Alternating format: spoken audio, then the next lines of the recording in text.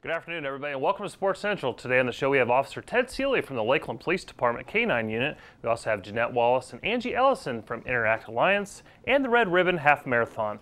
Additionally, we have Tabitha Biehl from Circle B Bar Reserve. Stick around, everybody, for this week's edition of Sports Central.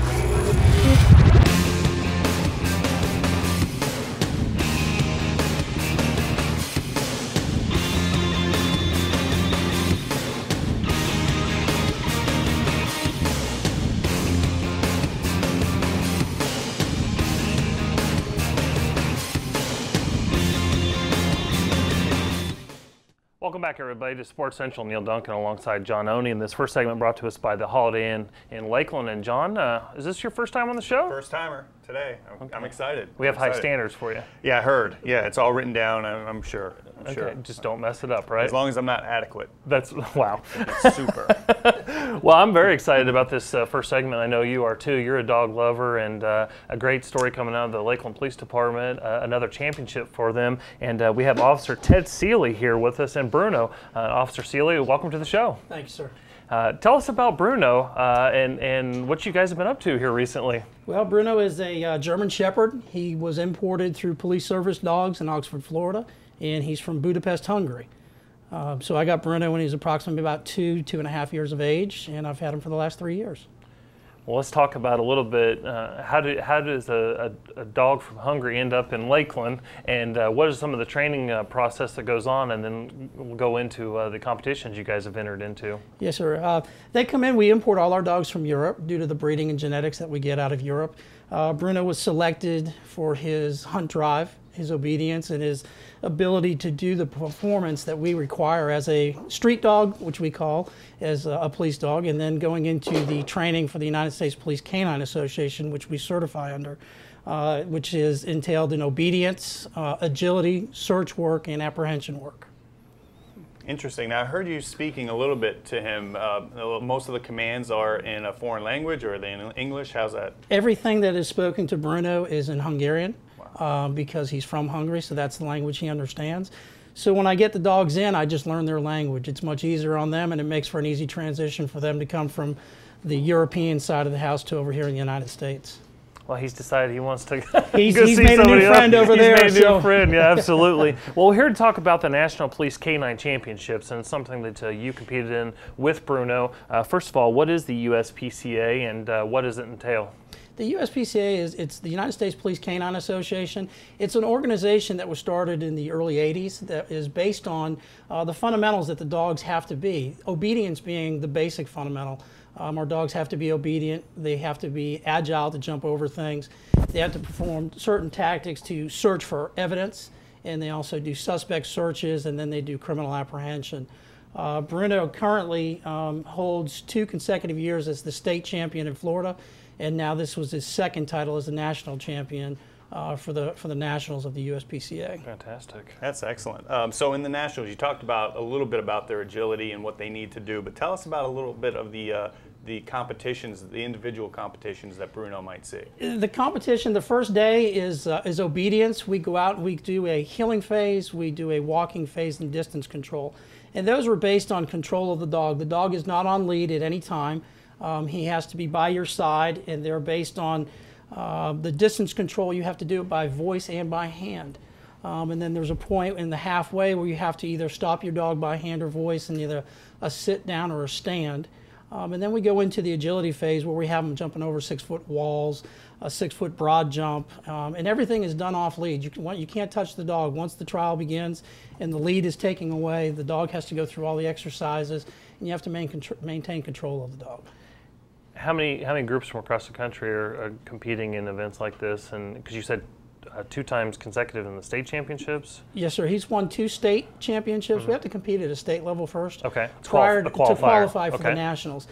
He actually, his first trial in Alabama, he scored a 697 out of 700. It's the highest points ever obtained by a police dog in our certifications. Wow. And then he has done that 2 years in a row to win the state title and then to the national title. But you can't do it without the team. With having the other team members there, you have to have that. It's not just Bruno and I, it's a whole complex of the team issue, because we have people that are doing the decoy work, which are taking the bites from your dog, people that are out there helping you with article search and suspect search. Without a team, you're nobody. Wow. So the championships, where were they located? I know you just got back. This is something that we're celebrating at this point. So where were the championships held this year? This was in Charles County, Maryland, just outside of D.C. The Charles County, Maryland Sheriff's Office hosted the trial, and we were up there from September 29th till October the 4th. Oh, wow. What kind of preparation? Obviously, the training that is done for the dog is congruent with what you're needing the dog to do on the job. So I'm assuming there's more training than what just is required in your day-to-day. Tell us a little bit about that. His training, he is trained actually a minimum of 2 hours a day. He is trained. He does not get to eat out of a bowl like a typical dog. He just doesn't get food put on the floor. He has to work for his food. When he completes a task, then he gets fed. But our training, closer to the trial, it goes anywhere from 2 hours a day to 6 hours to 8 hours, depending on, if you're training all together, as all 9 of us are together. It kind of spans out more to 8 hours because you have so many dogs to train. Very interesting. So yeah, I know Bruno is sitting over there playing with his stick. He's got one stick that he plays with, Yes, sir. And he found this stick and he's had it for some time. Can you do any demonstrations with him on the camera? I mean, is that something we can? We can have him do things. Hosed, labels, Erish, labels, ot.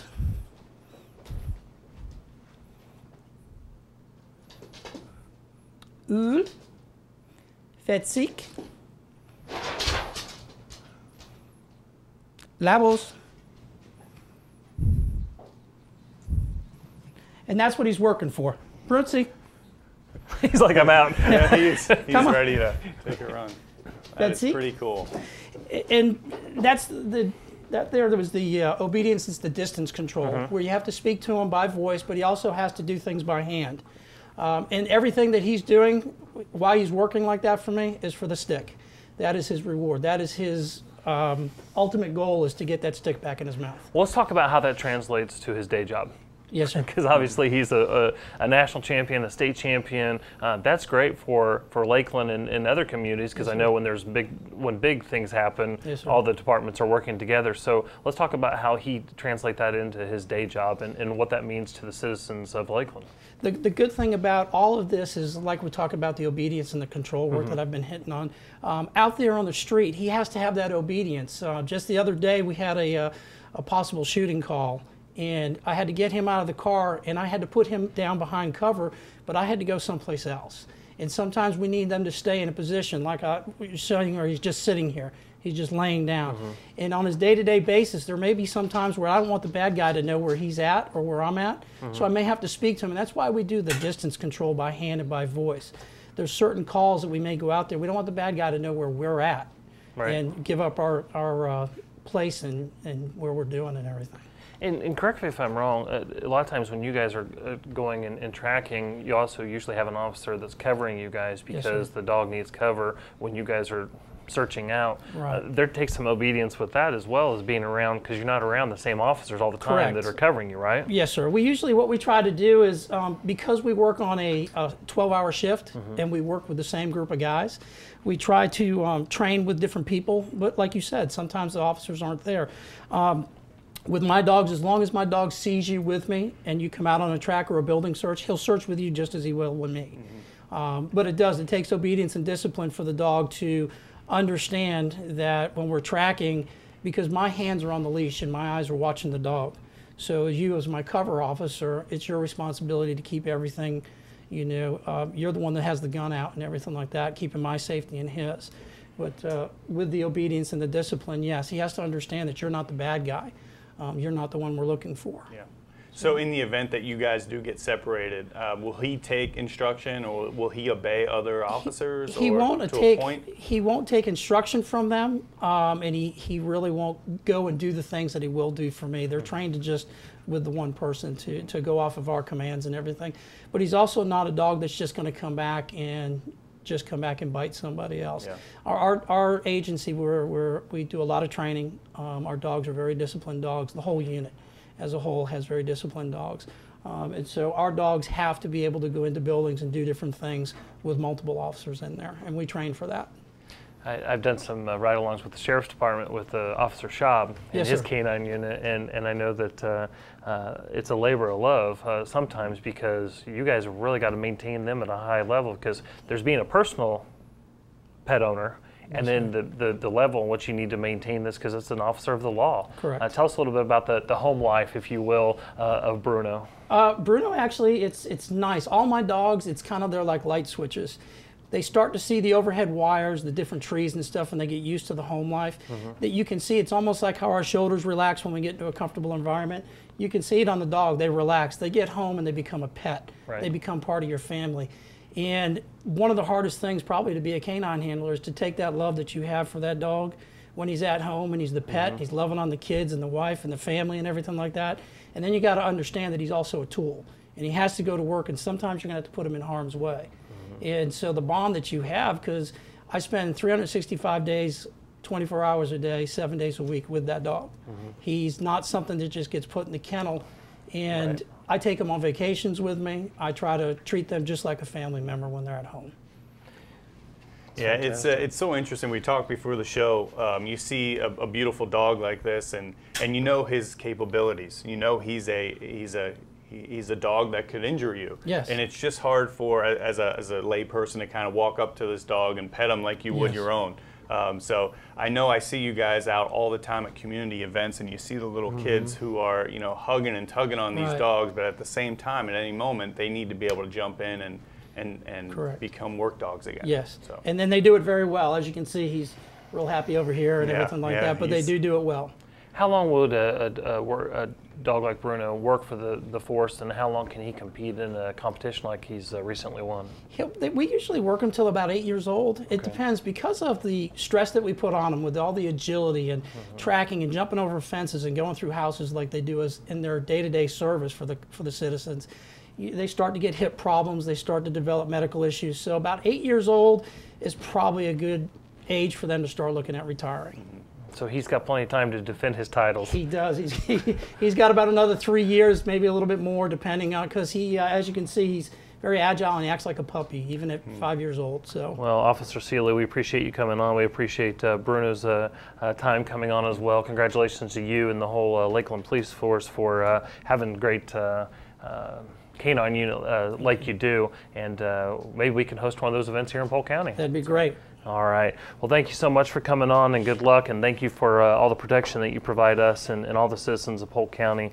But recently, the Independent Softball Association hosted the World Series right here in Polk County. PGTV was out there to get some of that great, exciting action. Let's take a look. We'll be right back here on Sports Central.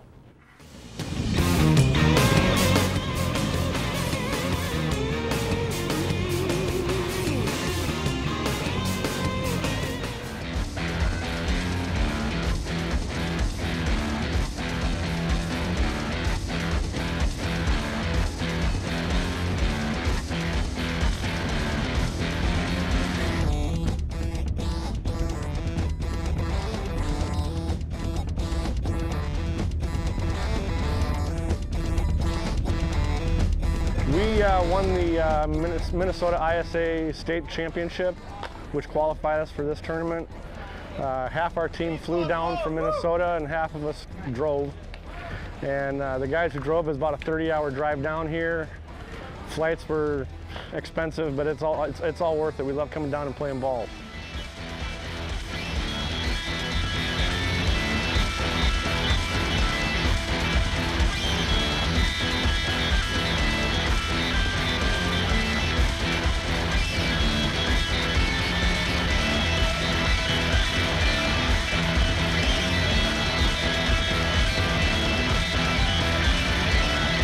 A good event. We played last night, won our first game. Seems to be quite a few teams. Seems to be a lot of out-of-state teams.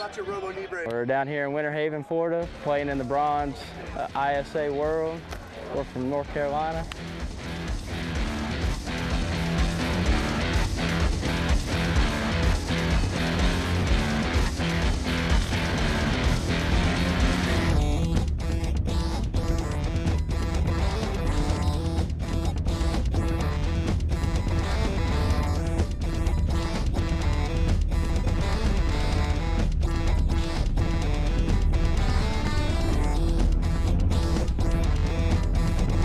rented a house down here, right on a lake with a pool and a hot tub, so we're really loving that. I was talking to the guys in the stand here, and they're fantastic. The pickles are great because they're salty and cold, and that's fantastic. The ball's fantastic. I mean, we really enjoy coming down here and playing, and the umpire crew has been pretty good the last couple of years I've been down here.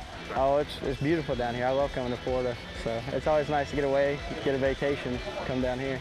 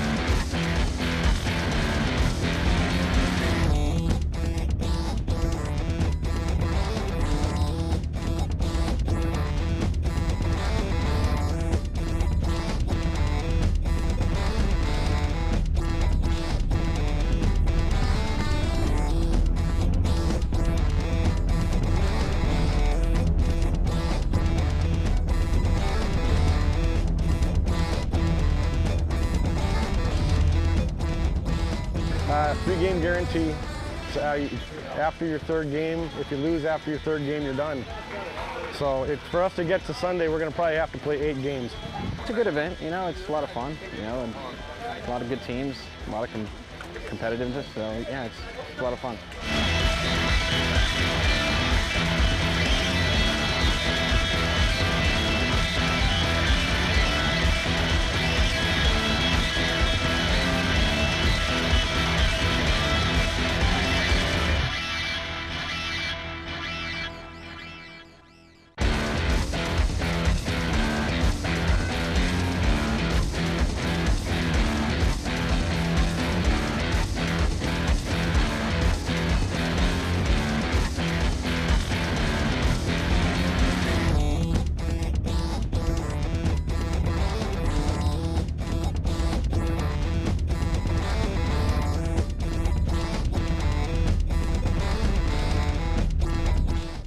Hey everybody, welcome back to Sports Central. Neil Duncan alongside John Oney, and some great footage there from the ISA World Series. Unbelievable, yeah, really good footage. That's a great event. It is, and the ISA, of course, they bring tons of events here to Polk County, the economic impact. But the second segment brought to us by The Ledger, and I'm looking forward to this segment, but I know you're really looking forward to this segment. Now joining us is Jeanette Wallace and Angie Ellison to talk about the Red Ribbon Half Marathon. And yeah, ladies, welcome to the show. Thank you. Welcome. This is a great event. Hopefully you got new sneakers and you're going to run this year. Maybe, maybe not. Hold your breath. I'm not seeing that. Okay, so. You still got time for them.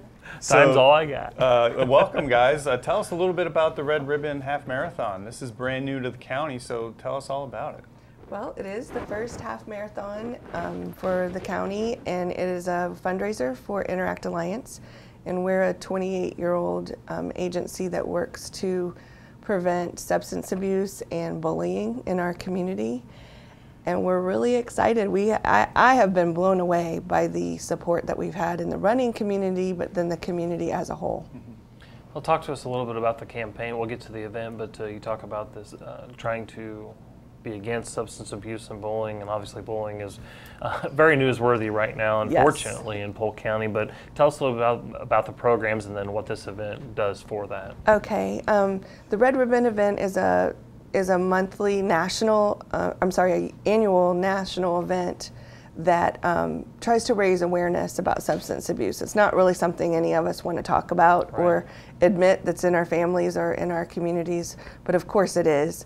And it really, you can attribute substance abuse to just about any social ill there is, from bullying to crime to all kinds of other negative behaviors. So what we try to do is put a positive spin on it and say, instead of, you know, crying wolf and talking about all the bad things that can or will happen, let's focus on the positive. Let's get kids out there moving is one way to do that. Reading is another way to do that. Right. Really pursuing success in their life so that they're less likely to engage in risky behavior. So that's what we're about.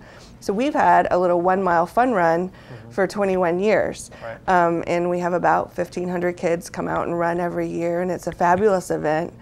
But our board, and Jeanette is one of them, had some runners on it that said you can do a half marathon and raise money to support your programs. We're in about 79 schools, but there's 120 schools in our county, and we cover Polk Highlands and Hardy counties. So there's so much more we can do if we can continue to raise funds to support it. Well, let's talk about from the board member side of things, Jeanette. What is the board's desire for this event, and what do you guys, I know this is the first year for the marathon, but what are you guys looking forward to going forward? Well, we have really appreciated the community support and response in the first year event. So with over 800 right now already signed up, it's just growing by the day, but we look for it as an ongoing event. So this year will be really important for us to engage the community, which we have, as well as to increase the awareness of it, so that it can be an ongoing fundraiser effort for the agency and just continue to keep growing every year. Because we're reaching a lot of kids, and we need to reach even more, and so it's making such a positive impact overall within our community. That's important for us. Yeah, and having events like this, I know this is a signature event for you guys, and it gives you the platform to sort of get your message out there, get the brand out there. So tell us a little bit about the entire event, because I know you have the half marathon side, which, like you said, has 700 participants so far. Tell us about what the kids side is involving too, so we can kind of get a big picture. Actually, we have almost 800. We're up to 796 half marathoners, which again is blowing us away. We were hoping for 500 our first year. And then we typically have about 1,500 kids, kindergarten through 5th grade, run with us every year. And this year we've expanded it to 8th grade. So we have a middle school heat as well. But because we have so many kids, we run them in heats. We'll have kindergarten girls, then kindergarten boys, 1st grade girls and 1st grade boys, and that all kicks off about 8 in the morning. And then the half marathon, the start will be at 7 a.m. So while those 800 adults are running the whole community, which it's a beautiful course, they really get to see a great view of Lakeland and Polk County. Then our kids are running in those heats around Lake Mirror. It's all around Lake Mirror. Okay, so in the downtown promenade area. That's where the kids races. They're going to go around Lake Mirror. The promenade area is where the kids will start and go around. And then for the half marathon, it'll start down right in front of Texas Cattle, and then head south on Lake. See, I'm out. If they start at Texas Cattle Company, I'm not going anywhere but right there to Texas Cattle. Not leaving that restaurant. No. They're not serving at 7 in the morning, though. We'll get in somehow. And it'll go around our lakes, and then head south to Hallam, and then come back around to Lakeland Highlands, and then back around the lakes again. So you get it's a tough course, very challenging. What's the distance on the half? 13.1 miles. And all this takes place on Saturday, November 9th, starting at 7 a.m. for the half and 8 a.m. for the kids' races. Don't drive 13 miles without being tired. I was going to say, it's tough. I mean, we've had the opportunity to ride this course on bikes just to get the certification down, and I got to tell you, it was a 3 or 4 hour ride. Yeah. Let alone having to run this thing is amazing. But you're right. It goes throughout the entire Lakeland. It really involves the community. So talk about the volunteers that are kind of coming on board and helping you with this event, because this is a massive event. It takes a lot of volunteers. Absolutely. Well, first of all, the running community. So the Lakeland Runners Club has been a huge ambassadors for us, and really taken this to another level for us as well. So the partnership with them is just amazing. And then the community support, because we do go through a lot of community neighborhoods, and so getting them involved, there's been a lot of talk and a lot of engaging, like what can we do for the runners, So, get your hoses out, spray us as you go by, and get signs out, have an event at your place so that you can encourage the runners as they go by. Well, it's also important to make sure they're aware of the event, because if they can't get out of their driveway, they need to know the reason why, Right. and get involved on a positive way versus just we're closing down your road, deal with it kind of thing. And that's another outreach effort that we're doing as well, you know, working with the city, getting the awareness out. We're having some mailers go out to those residents in those areas so that they're aware. And then also when John talked about we're certifying the course, we were also, you know, letting them know that this is going on in the community if they weren't aware of it. Right. You know, partner with us. So Angie's gotten a lot of response back to her office as far as what can we do, how can we connect with you, and just making everybody aware of it as well. We have churches involved, we have cheerleading groups, we have an elementary school that's going to be out there, we have some businesses and the YMCA who, you know, in some ways you could think of them as a competitor because they're nonprofit and raising money too, but they were glad to step in and help us. So there's just been an amazing outpouring of volunteerism and spirit for our community to show our runners and our visitors what a great place that Lakeland and Polk County are. Again, what is the date on the event? November 9th. Okay, November 9th. And how do they sign up, register, get more information about the event? They can go to our website, redribbonhalf.com, and you will see that our title sponsor is Publix, and we have a lot of great other sponsors there that you can see.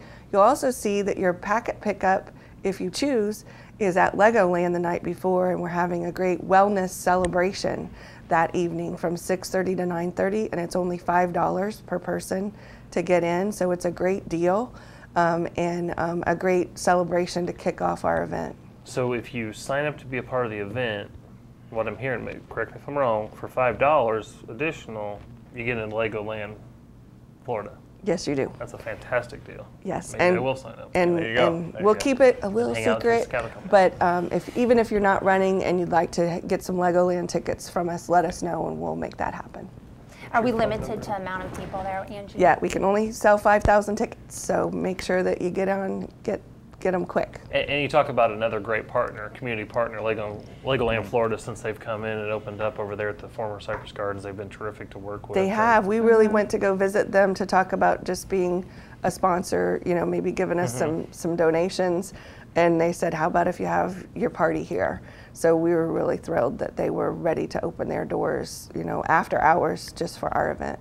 Well, we hit it on it earlier, and I want to go back to it just real quick. The programming, Interact Alliance, and 28 years, I believe you said. That's right. Getting into the schools. What are some of the messages that you're getting to? I know you talked about being positive, and if you live this lifestyle, this will be what happens instead of if you do this is what's going to do to you. Yeah. Tell us a little bit more about that. I'm just really interested. What's the message you guys are getting to the kids? We give them some basic information about the gateway drugs, tobacco, alcohol, and marijuana. Okay. But mostly we're trying to strengthen their character skills that would prepare them to resist. We believe they all want to make the right choice, but sometimes they get in a position where they think they have to save face and do what their friends are doing. Peer pressure. So we talk about strong communication skills and tolerance and being able to do activities that are healthy versus unhealthy. We talk about goal setting. A lot of times the brain is not fully developed at that point, and lots of parents would attest to that. But they don't think far ahead. You know, they're invincible and nothing's going to happen to them. And then you ask them, what do you want to do for a living? And they want to be a coach, or they want to be a teacher, or they want to be a doctor, and all of those require state licenses. Well, guess what? You don't get to even sit for the test if you have, you know, some bad things on your record. So we try to help them think through that future so that they make the right choices. Then we also talk about the fact that most kids don't use, because the media and television and movies really kind of bombard you with the opposite that everybody's using. So if they really understand the clear statistics behind the truth, they're less likely to engage. So those are some of the messages that it's not your old grandmothers, just say no. It's a different approach. Right. Well, real quick, before we got to go to break here, November 8th will be the party at Legoland, right? That's right. Yes. And then November 9th is the actual date of all the activities in downtown Lakeland. Give us that website one more time of where they can sign up or register for the event. half.com, and it's not too late to run or volunteer or sponsor. We'd love to have more partners. All right. Well, Jeanette and Angie, thank you so much for what you're doing, not only for this event, but for the kids and the education about these things. And good luck on your event. And hopefully we'll have you on after the event to talk about what a success it was. Great. Thank you. Thank you. All right. Thank you. Thanks. Well, we've talked about it for a while. The International Practical Shooting Confederation's World Shoot is coming to Polk County in October of next year, 2014, but recently they hosted the U.S. IPSC Shooting Nationals, the event here for the United States. We were out there. We got some footage. Check it out. We'll be right back here on Sports Central.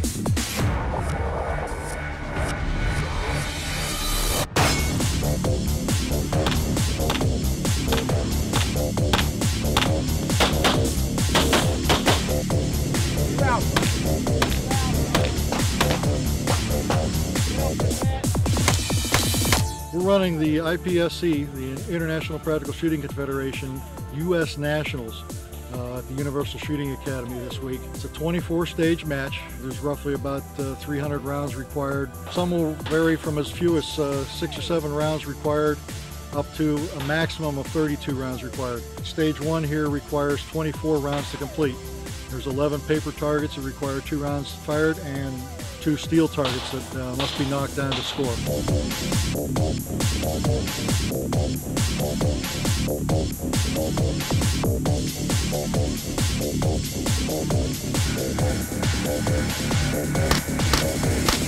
This is a rather large match. It's bringing in shooters from all over the world. Seen a lot of shooters from South America this morning so far, and we've also brought in range officers from all over the world as well. I believe we're somewhere in the neighborhood of about 350 shooters. So Frank Garcia's range here, Universal Shooting Academy, is hosting us, and they're going to be hosting the World Shoot next year.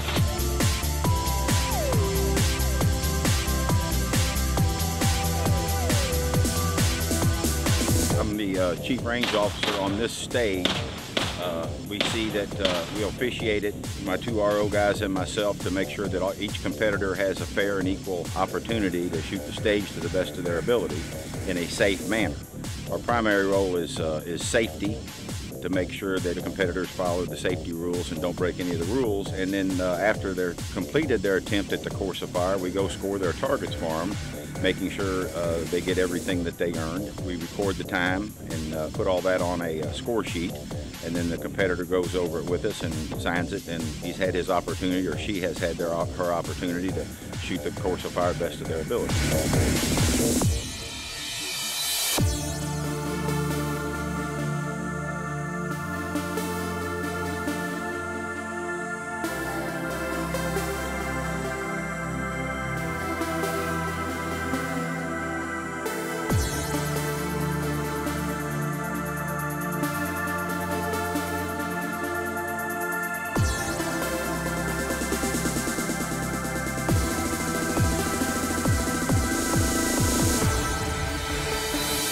At a match like this, you see a lot of people from all over the world. Next year is going to be the World Shoot, and it will draw even more international competitors from all over the world to come and shoot this match here in Frostproof, Florida.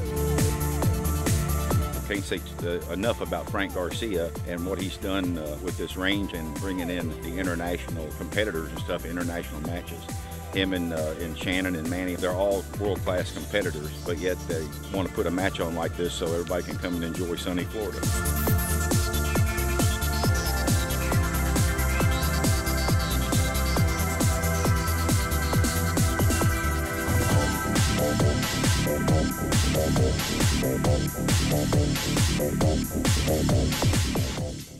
Hey everybody, welcome back to Sports Central. Neil Duncan alongside John Oney, and some great footage there from the U.S. Nationals. Another great event here in Polk County. I mean, you've got 600 or so shooters from around the country. Frank Garcia, of course, the owner-operator of Universal Shooting Academy, put us on that event, and it's the reason we have the World Shoot coming in October of 2014 here to Polk County.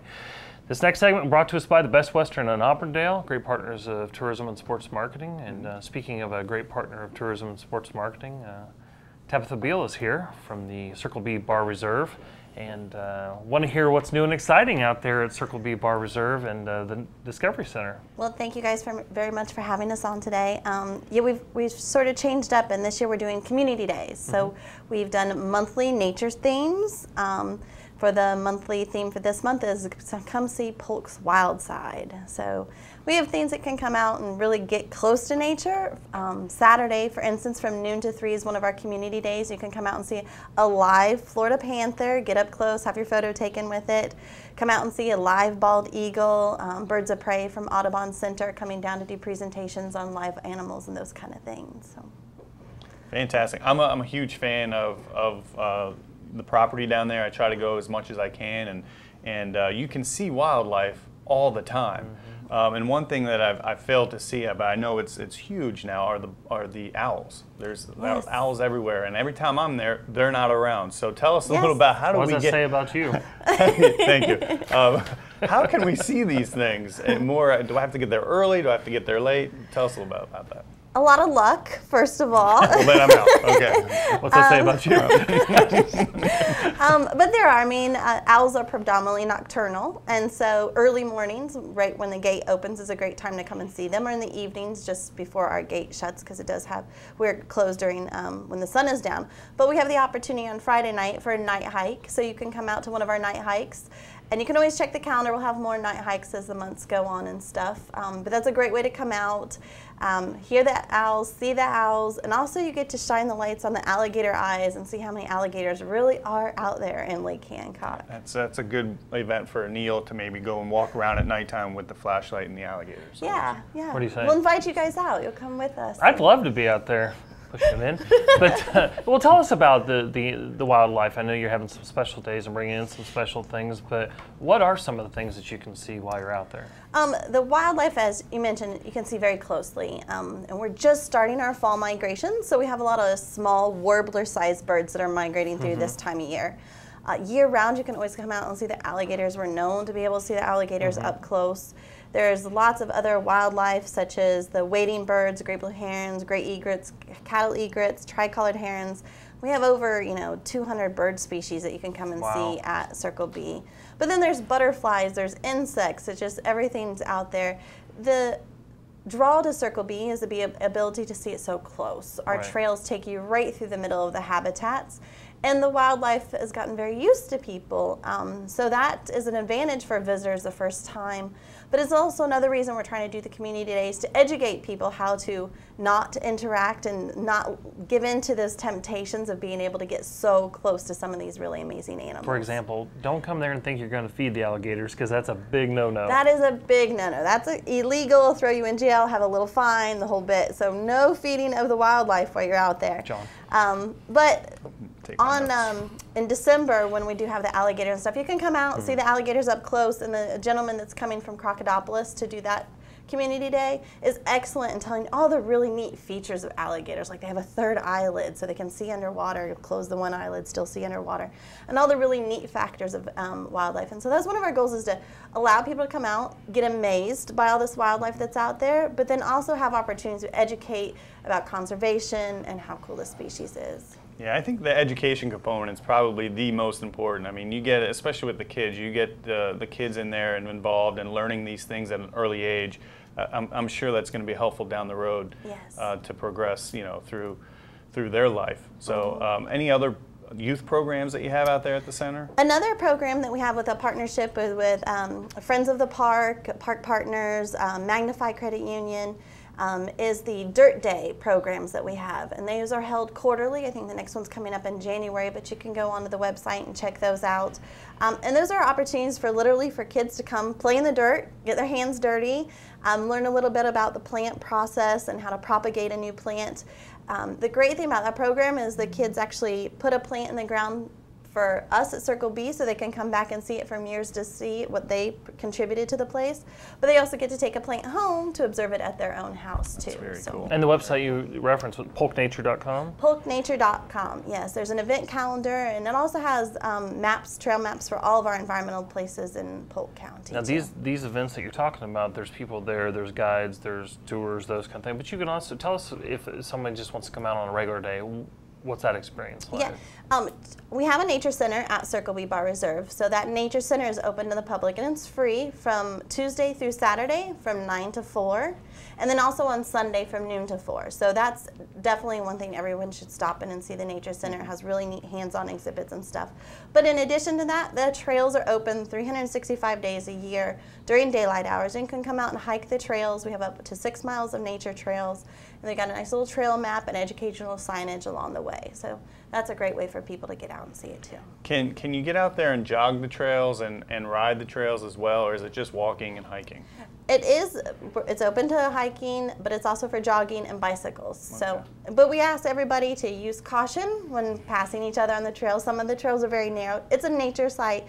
We don't have paved trails. It's very nature, dirt paths and those kind of things. So it's a little different than your normal, but we have lots of bicycles that come out and enjoy it that way. For people who aren't familiar with Circle B, tell us how it got its start, and then, you know, who's funding it? Who's providing it for the citizens? Circle B Bar Reserve is a part of our Polk County Board of County Commissioners Environmental Lands Program, which was a referendum voted on by the citizens in 1994 to set aside environmentally sensitive lands and protect those. So part of the acquisition money came from our own county, Polk County program. The other part of acquisition for the property was the Southwest Florida Water Management District. So we're 50-50 partners in the acquisition. Polk County Environmental Lands Program is the lead managing agency, so our Environmental Lands Program pays for the funds to manage it and put on the programs and stuff that are on there now. We see some of the great footage from past events there at Circle B Bar Reserve, and I know, John, you spoke earlier that you go out there quite often and you don't see the same thing twice. It's always something, it's nature, and you really don't know that you're in Lakeland. Because you can't hear the highway, you're just one with nature. It's true. I mean, you've got a beautiful lake, Hancock, I believe, is right there, and you get out there and all you hear are the birds chirping and you know, maybe some water, whatever. But you know, I learned very quickly that you need to take a camera because you never know what you're going to see. I mean, one night we were out there and a bobcat out of nowhere comes walking out like it's his business, and he lives there. I'm in his environment, and he just walks right across the trail, and we didn't have our camera. So just really neat things out there, from the otters to the alligators and all the different birds. If you're a bird type person, there must be 100 different birds out there. And I know you're coming into a good season where all the northern birds are coming down, the snowbirds. That's right. I see what you did there. You like that? That's very nice. Well, to that point, do you have programming for seniors or for retirees that are coming down? We do. We provide on the weekends tram tours to give people easier access to the property. They're free. They just sign up at the Nature Center. So we do the tram tours, and it's guided by one of our volunteer naturalists and stuff. So for maybe people that aren't able to actually make the whole walk or the trail walk, there's the tram tours. Yes. And this is free of charge, correct? Free of charge, free of charge. And it's interesting, a lot of people come on the tram tour at the beginning of the season, and then we'll come back and go on February and try to come back later. Because like you said, as the season goes, you see a whole different sleuth of wildlife species.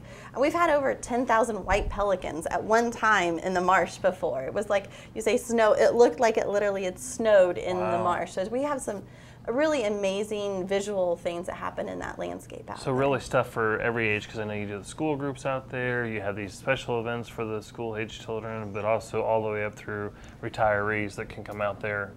Something for everybody. Something for everyone, yes, definitely. What if you want to volunteer and become a volunteer? I mean, do you need volunteer help on the weekends, and how would you go about doing that? We are always looking to increase our volunteer pool. We have amazing volunteers to start with, but we're always looking for new people that want to join our program. And we have so many different opportunities for volunteering. All you have to do is come to the Nature Center or call us or stop by or look on the website, fill out the volunteer application. But our volunteers solely cover our visitors desk that we have when you come in the Nature Center. They cover that.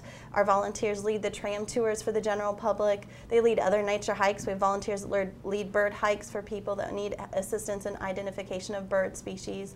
So our volunteer pool is wide open, and we'd love to have new volunteers anytime. Well, Tabitha, thank you so much for coming on. Thank you for all that you guys do out there for the citizens of Polk County, and we look forward to more exciting things. Great, thank you guys. All right, well, a great venue there at Circle Bar Reserve, but Savanna Collins is another great one of the athletes here in Polk County. She's from Lakeland High School, and we caught up with her recently. Let's take a look at that footage. We'll be right back here on Sports Central.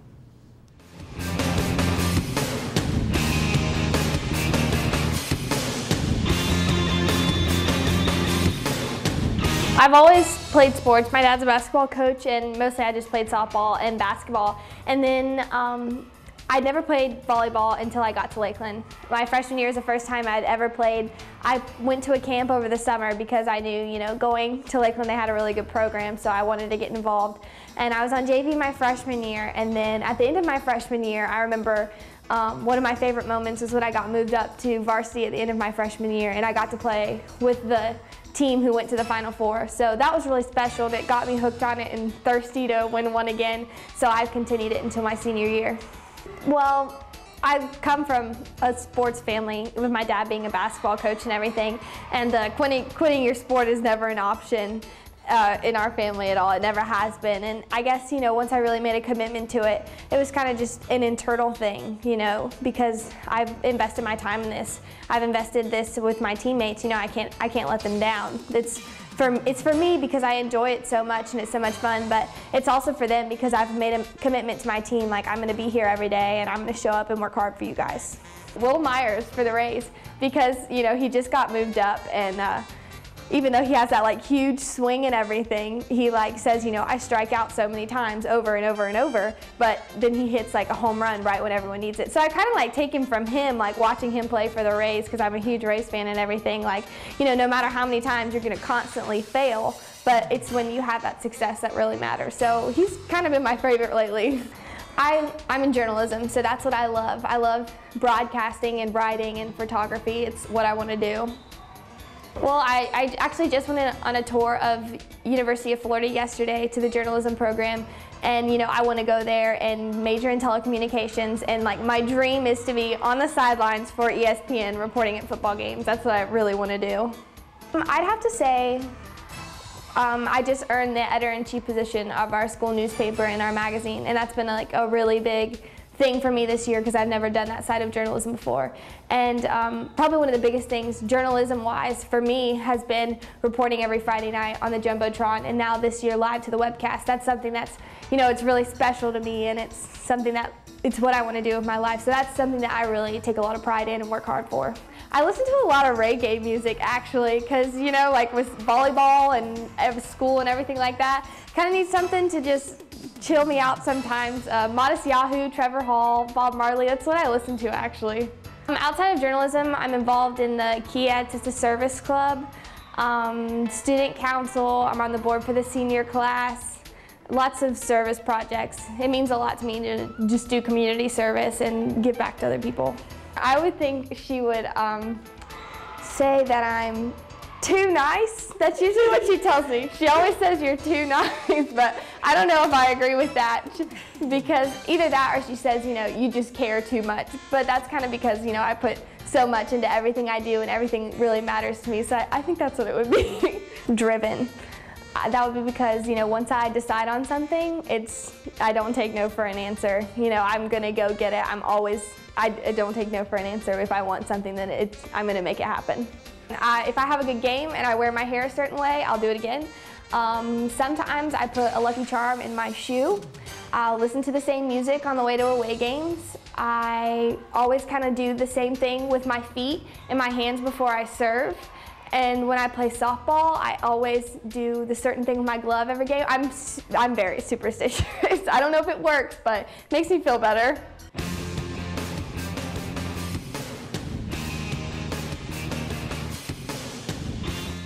Hey everybody. Welcome back to Sports Central for this fourth and final segment. Neil Duncan alongside John Oney and Savanna Collins there from Lakeland High School, doing a great job. Heck of an athlete. Yeah, absolutely.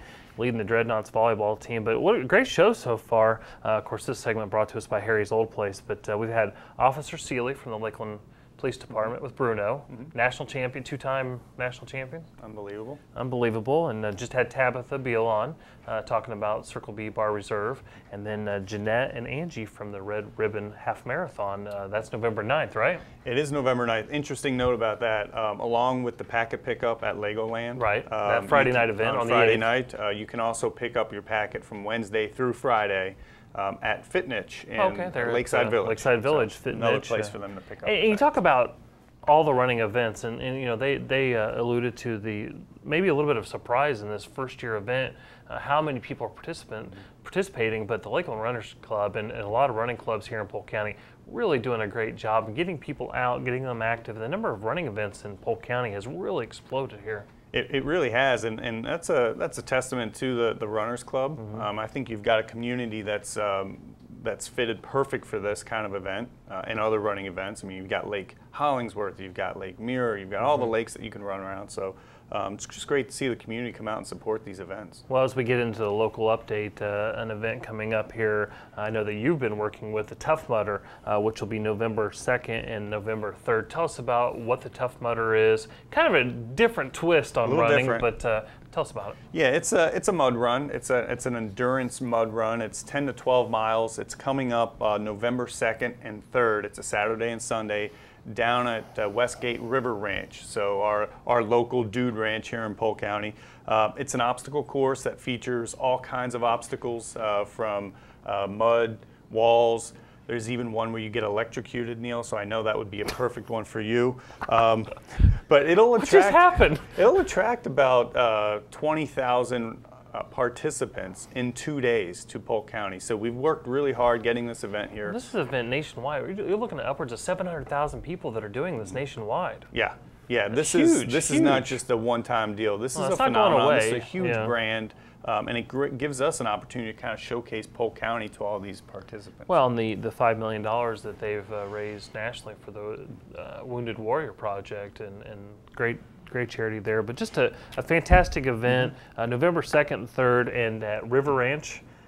Where do people find out more information or to register for the event? Yeah, a couple ways to register, find out more information. Of course, you can go to our site, visit centralfloridasports.com. Actually, centralfloridasports.com. You combined a couple websites. I added them all together. We have so many sites. Yep. Or you could just go to toughmudder.com and look for events and see Central Florida. So. Okay. Also on November 2nd, the Judd Jog benefiting the United Way, that's with the, of course, Sheriff Grady Judd, Polk County Sheriff's Office, 5K, which is 3.1 miles, which is a little less than the 13.1 half marathon. Yeah, it's probably a little more doable. No, it's not doable for me at Still all. no. But registration, get that registered. But that's November 2nd, and the Sheriff's Department putting that on. Does the sheriff get out and run that, or? I'm not sure. And I'm not gonna ask him either. He's got his hands full right now. Yes, with, he does. A lot of great causes, but that will be for the United Way of Central Florida. And then a lot of running events. 2013 FLYRA Middle School Cross Country State Championship. Yeah, that's a mouthful for sure. Yeah, that's a great event. You know, we've hosted this in the past, and we'll do it again this year. It's November 2nd. It's a Saturday event, and you're probably looking at 60 middle school teams from across the state coming here to run. It's at Holloway Park, which is a new cross-country venue here in Lakeland. So we're really excited. Where's that? That's just down from the Parkway, correct? It is. It's right next to the Parkway. By Sam's Club? Right by Sam's Club. On the south side of Lakeland. Correct. Okay. So brand new. We're really proud of that facility, and this is a great event as well. Yeah, and meet director Laura Frederickson is putting that on, Florida Youth Runners Association. But one of the neat things about that is, you know, as budgets got cut over the years, the junior high or middle school, however you want to say it, programs, the funding went away. So these are a lot of schools that are putting these teams together on their own, and then they're traveling to Polk County for this statewide meet. Yeah, and that's critical for the development of cross country. Right. I mean, you want to get those kids running a little bit earlier, keep those programs alive, so by the time they hit high school and maybe even college, they can continue the sport. Yeah, November 2nd is a big day for running here. We got Tough Mudder, the Judd Jog benefiting the United Way, and then the middle school cross country state championships. Moving to the next weekend, the November 8th through November 10th, the Lake Region Baseball Woodbat Veterans Day All-Star Game and Tournament. That's a lot to say, but a lot going on with that, John. It is. Woodbats, it's, I remember starting the sport with a wooden bat, but it's held at Lake Region High School in Winter Haven. And the Lake Myrtle Sports Complex. So we'll get to see some of the action at the office. Well, you're seeing more of this. They're obviously the wood bats don't happen until you get to the major leagues. That wasn't always the case, but there's been so much discussion with the aluminum bats, the ball coming off the aluminum bats so fast now that they've had to kind of bring those back a notch. But this is kids that are normally using aluminum bats using wood bats, so it's neat to see, and that, like you said, will be at Lake Region and also the Lake Myrtle Sports Park. Red, I knew I was going to do it sooner or later. You practiced. I tried. Red Ribbon Half Marathon and Run. We've already talked about it, but let's review it for again, Saturday, November 9th, coming up. 2 components. You got the half marathon and you have the kids fun run. The half marathon is 13.1 miles throughout Lakeland. And you can register at redribbonhalf.com. Okay, and then the party's at Legoland? Yes, the packet pickup and the wellness carnival is at Legoland If you Friday. can't make that, you can go to Fitness, right? Correct. Okay, all right. Prospect Wire Baseball All Florida weekend, that'll be November 9th and 10th, and that's at the Lake Myrtle Sports Park in Auburndale. A great event. Between 200 and 300 players from around the state are expected to compete in front of college coaches and pro scouts. 2-day event there at Lake Myrtle. So a lot going on here coming up. Of course, as John said earlier, you can go to centralfloridasports.com or visit centralflorida.org. And I know on November 10th, we also have the Little River Band charity concert coming to Bartow. It'll be at the Mosaic Park in Bartow. The Sutton Law Firm, the Frost Law Firm putting that on. A Little River Band coming to Bartow. Really going to be a Veterans Day salute, a unique event. So you can go to tickets.com or actually contact the Lakeland Center box office to get your tickets for that. That'll be November 10th. That's a Sunday in honoring our veterans. Before we close the show out, I do want to ask you, John, to give an update on the World Shoot. We alluded to it earlier. We've talked about it. This is an Olympic-style event that's every 3 years, and it feels like we've been talking about it for 3 years, but we're 2 years into talking about it. But it's going to be here less than a year away now, right here in Polk County. You're absolutely right. It's less than a year. It feels like just a few months away, but we still got some time to plan this thing. And it's a huge event, not just for universal shooting, not just for the participants, but really for Lakeland and all the surrounding counties. So this is a great event to host. Well, and we saw the footage earlier from the U.S. Nationals and practical shooting. It's not just standing target shooting, but it's kind of different challenges and moving around, and it's timing, it's accuracy, it's a lot of moving parts. Yeah, and for this event, you've got 30-some stages where the shooters will have to go through these little obstacle courses, kind of per se, and so they have to shoot, they have to aim, they've got to change their magazines, they got to do it all. So what a great fun event. Fantastic. We got some sponsors there we want to thank. If you'd do those for us, John. Yeah, Harry's Seafood and Grill. I'd like to thank those. Thank them. The Ledger, Holiday Inn Express in Lakeland, Harry's Old Place, and Travel Lodge. All right, we would like to thank you for watching and all the sponsors for their continued support. For more information on sports and sporting events here in Polk County, and we already talked about it, but we're going to do it again, go to centralfloridasports.com or give us a call at 863-551-4750. The next edition of Sports Central will be on Friday, November 1st, but if you would like to see this episode again, check out the following dates and times when this episode will re-air. For John Oney, this is Neil Duncan. Thanks for tuning into Sports Central, and we'll see you again next time.